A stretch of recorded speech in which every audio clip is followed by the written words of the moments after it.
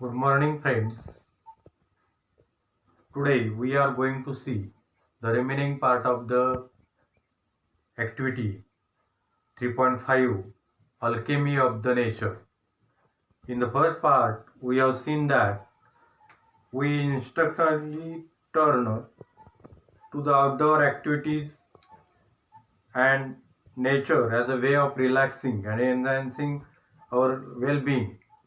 Nature soothes, nature nurtures, nature fulfills and motivates, as well as nature whispers and commands.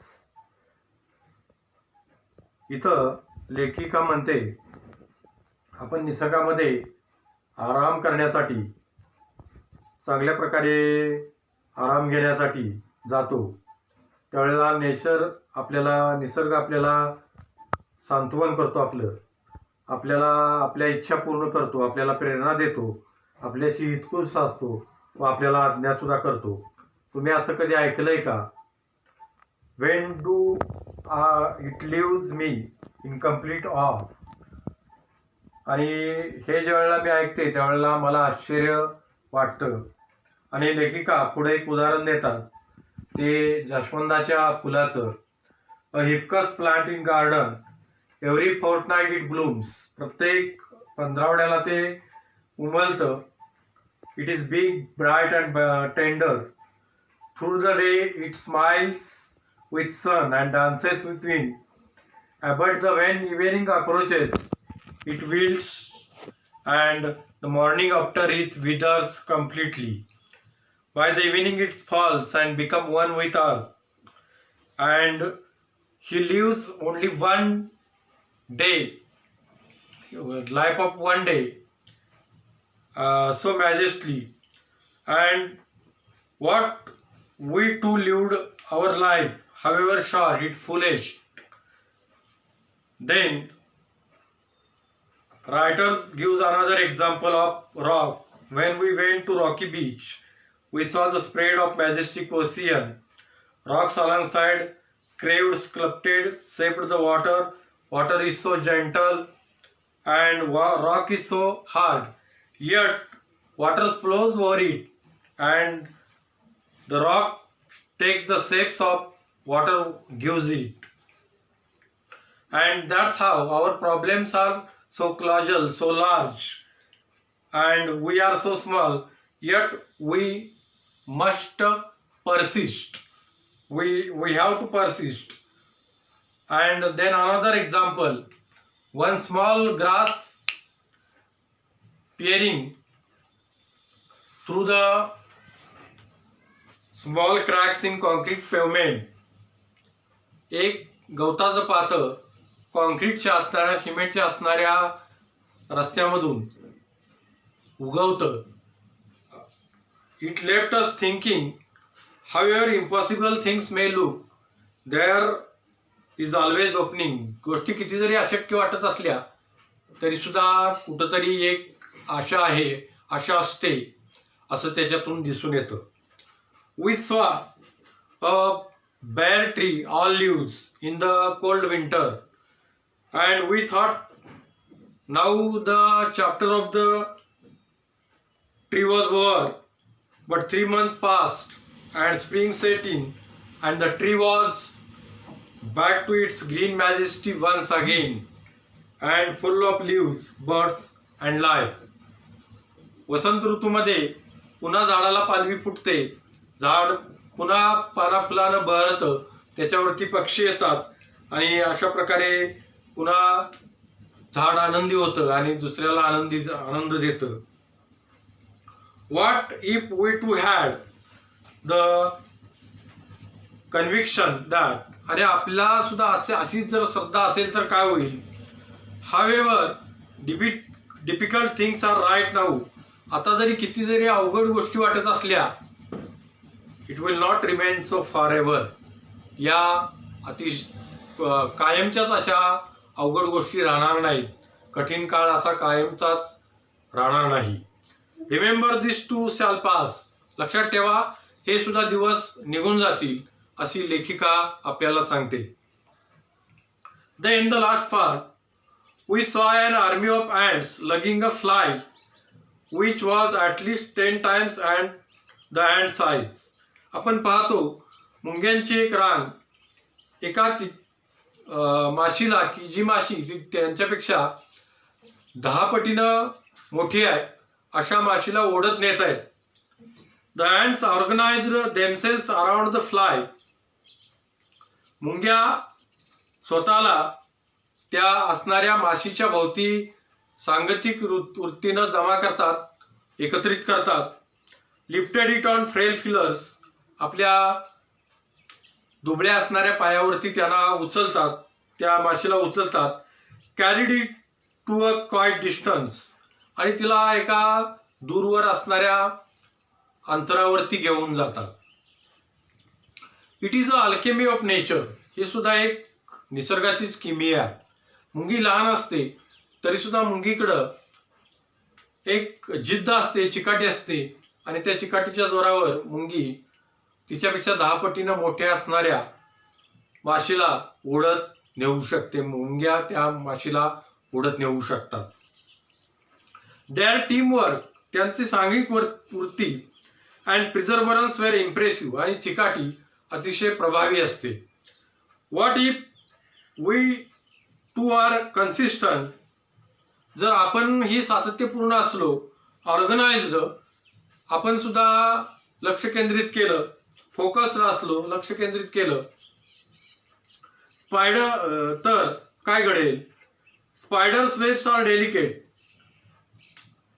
कोळ्याचं जे जाळं असतं ते अतिशय नाजूक असतं, बट व्हेरी स्ट्रॉंग, परंतु अतिशय मजबूत असतं, चिवट असतं. And rainbow colours entire the sky, rainbow संपूर्ण आकाशामध्ये रंग पसरवतो.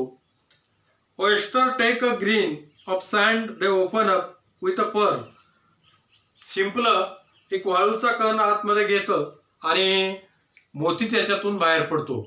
All these are the alchemy of the natures, हे सगळे निसर्गाचीच किमया आहे, निसर्गाचाच चमत्कार आहे, आणि तो आपल्याला निसर्गामध्ये पाहायला मिळतो. Innumerable stars shines across the infinite sky, असंख्य तारे अमर्याद आकाशामध्ये चककताना चमकताना दिसतात. It is the alchemy of nature, हे सुद्धा निसर्गाची किमया आहे. Water without hint of ego changes its form according to the dictates of sun and wind, पाणी सूर्याच्या आणि वाऱ्याच्या आज्ञेनुसार आपलं आकार बदलते. कुठल्याही अहंकाराविषयी कुठल्याही अहंकार न बाळगता, कुठल्याही प्रकारचा इगो न बाळगता पाणी आपला शेप, आपला आकार बदलत असते. The wind makes tree dances with unhindered passion, वारा झाडाला कोणत्याही अडथळ्याविना नाचायला लावतो, डोलायला लावतो. Water without hint of, when we see caterpillar turn into butterfly, आपण ज्या वेळेला बघतो एका अळीचं रूपांतर फुलपाखरामध्ये होतं. A flower turn into fruit, एक फुलाचं रूपांतर फळामध्ये होतं. We experience alchemy of nature, यावेळेला आपल्याला निसर्गाची किमया लक्षात येते, निसर्गाचा चमत्कार आपल्या लक्षात येतो. वी टच इट, आपण स्पर्श करतो, आपण त्याला स्पर्श करतो. And become gold ourselves, आणि आपलं सोनं झालेलं दिसून येतं. अशा प्रकारे अल्केमी ऑफ द नेचर, निसर्गाची किमया, ही आपल्याला दिसून येते. निसर्गामध्ये अशा असंख्य अद्भुत असणाऱ्या गोष्टी आहेत की ज्या चमत्कार घडवू शकतात, चमत्कार असतो, आणि त्याला आपण जर स्पर्श केला तर आपलंही सोनं होतं. निसर्गात आपण गेलो तर आपलीही प्रगती होते, असं याच्यातून लेखिकेला सांगायचं आहे. आता आपण मार्जिन क्वेश्चन्स बघणार आहोत. याच्यातील जे न्यू वर्ड्स आहेत ते न्यू वर्ड्स मी व्हाईट बोर्डवरती लिहिलेले आहेत. लगिंग म्हणजे ओढत नेणे, फिलर्स म्हणजे दुबळे पाय, अनहिंडर्ड म्हणजे अडथळ्याविना, हे आपण पाहिलेलं आहे. आता मार्जिन क्वेश्चन्स, मार्जिन मधील प्रश्न and words. The first word is instinctively, means by natural instinct, नैसर्गिक अंतप्रेरणेतून, स्वप्रेरणेतून. Then the question is, explain the line nature whispers and commands. निसर्ग हितगुज करतो आणि आज्ञा देतो ही ओळ स्पष्ट करा. आता आपल्याला याच्यातून दिसून येतं निसर्ग आपल्याला आज्ञा करत असतो वेगवेगळ्या माध्यमातून, आपल्याशी हितगुज सुद्धा साधत असतो आणि आपल्याला आज्ञा सुद्धा देत असतो. आता आपण पाण्याचं आणि दगडाचं जर उदाहरण पाहिलं, water flows on the rocks and rock takes shape whatever water gives it. आणि पाणी दगड पाणी जे त्याला आकार देतं तो आकार घेत असतो. Water is too gentle and rock is too hard. पाणी हे अतिशय मृदू असतं, परंतु रॉक हा अतिशय दगड हा अतिशय कठीण असतो. Still the hard rock changes its shapes according to the water. This is the nature's whisper and command. That's how we can explain the nature whispers and commands. Then the another question, what smiles with the sun and dances with wind. सूर्याबरोबर ती कोण हसतं आणि कोण नृत्य करतं, वाऱ्याबरोबर कोण नृत्य करतं, तर हिपकस प्लांट. हिपकस प्लांट म्हणजे जास्वंदाचं फूल, जास्वंदाचं झुडूप. The hibiscus plant smiles with sun and dances with wind. Then the word a means a feeling.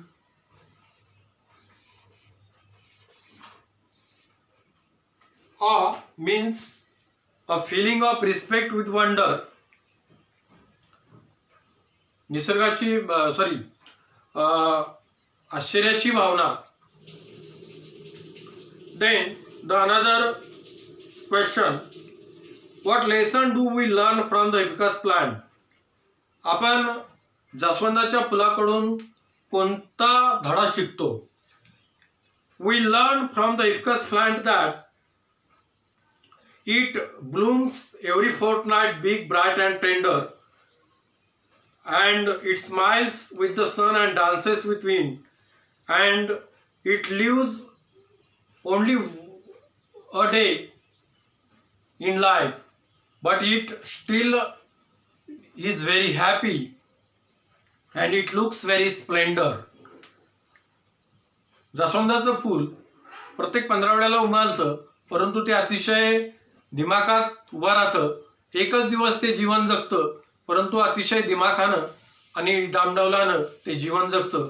हा धडा आपल्याला त्या असणाऱ्या हिबस्कस प्लांटकडून शिकायला मिळतो.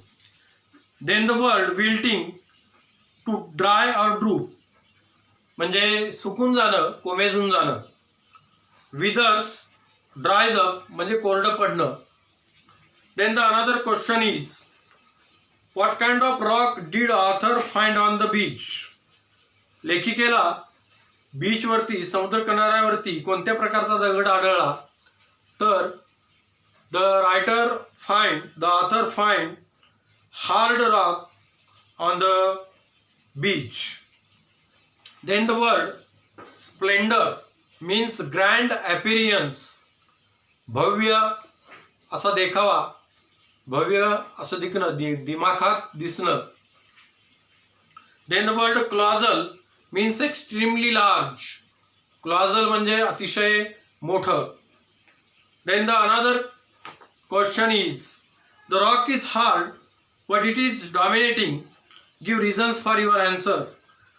दगड हा कठीण असतो, परंतु तरीसुद्धा तो प्रभावी असतो. गिव्ह युअर रिझन्स, तुमची कारणं द्या तुमच्या उत्तरासाठी.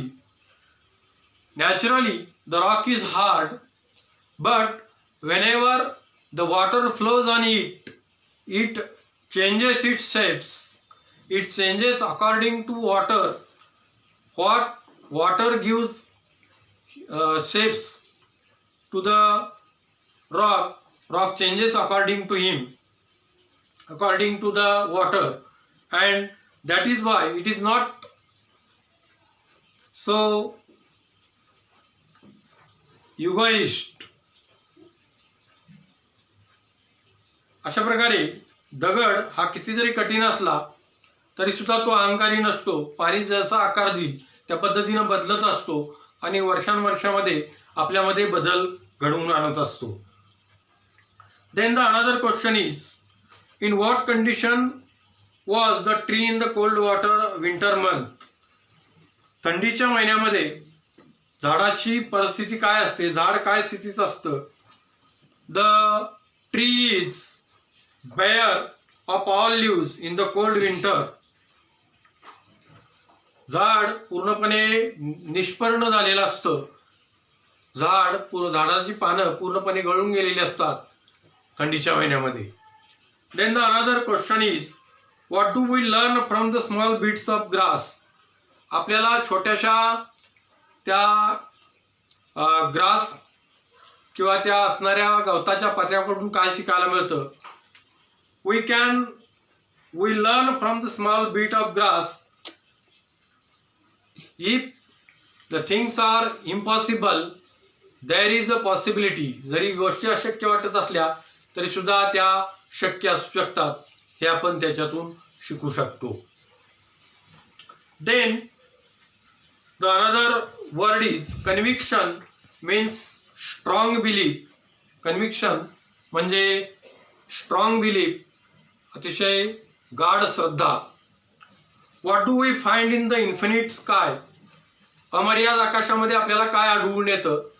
We find in infinite sky colors, the rainbow colors. आपल्याला अमर्याद आकाशामध्ये रेनबो कलर्स, रेनबोचे इंद्रधनुष्याचे कलर्स, रंग पाहायला मिळतात. लजिंग मीन्स कॅरी और ड्रॅग विथ ग्रेट एफर्ट. अतिशय प्रयत्नानं ओढत नेणं किंवा वाहून नेणं. फ्रेल फिलर्स म्हणजे वीक लेग्स, म्हणजे दुबळे पाय किंवा त्या असणाऱ्या मुंग्यांच्या ज्या मिशा असतात त्या. Then the another word is unhindered, not hindered और ऑब्स्ट्रक्टेड. अडथळ्याविना, कुठलाही अडथळा न येता. Then the word alchemy, mysterious power, रहस्यमय शक्ती, और मॅजिक किंवा जादू, दॅट कॅन चेंज थिंग्स, की ज्या वस्तूमध्ये गोष्टीमध्ये बदल घडवून आणू शकते, म्हणजे निसर्गाची किमिया. And the last question of the margin questions is, how can learning from nature help human beings? आपल्याला मानवजातीला निसर्गाकडून कशा प्रकारे आपण शिकू शकतो? Nature teaches us a lot of things. In the nature, from the nature we can see a lot of things. We can learn. We can take the help of nature and we can learn from it. And these are all the alchemies of the natures we can see in the nature. This is how the margin questions are over. Now we can see the English workshop of this activity. The first activity is go through the text again and complete the web that highlights the various features of flower hibiscus plant. One is done for you. आपल्याला इथं web diagram पूर्ण करायचे आहे. Features of hibiscus plant, जास्वंदीच्या प्लांटची, फुलाची वैशिष्ट्ये. एक वैशिष्ट्य आपल्याला दिलेलं आहे, फ्लावर ब्लूम्स एव्हरी फोर्टनाइट. ते फूल प्रत्येक पंधरवड्याला उमलतं. It smiles and dances with wind. It smiles with sun and dances with wind. दुसरं वैशिष्ट्य आपल्याला सांगता येईल, it starts wilting after morning. ते हळूहळू कोमेजायला सुरुवात होतं. देन इट्स विदर्स, त्यानंतर ते पूर्ण कोरडं पडतं. अँड फॉल, आणि ते कोरडं पडून जातं. And it became ones with earth, आणि मातीबरोबर ती एक होतं.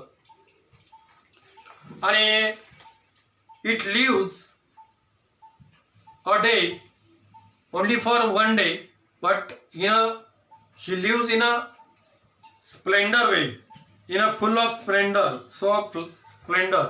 ते अतिशय दिमागात एकच दिवस जगतं, परंतु अतिशय दिमागात जगतं. अशा प्रकारे निसर्गाच्या जास्वंदीच्या फुलाची आपण वैशिष्ट्य पाहिलेली आहे.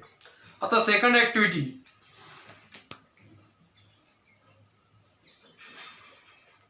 The writer explain the contrast features of water and rock in the text. Write the all features of both water and rock in given table.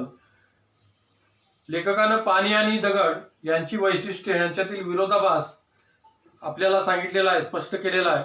त्या दोघांचेही आपल्याला दिलेल्या टेबलमध्ये वैशिष्ट्ये किंवा विरोधाभासी असणारी वैशिष्ट्ये द्यायची आहेत. Water is so gentle, it gives shape to rock. It is so clear and crystal. Rock is hard. It takes shapes. It is dominating. अशा प्रकारे आपण इंग्लिश वर्कशॉपमधल्या 2 असणाऱ्या ॲक्टिव्हिटीज पाहिलेल्या आहेत. आता आपण इथं थांबणार आहोत.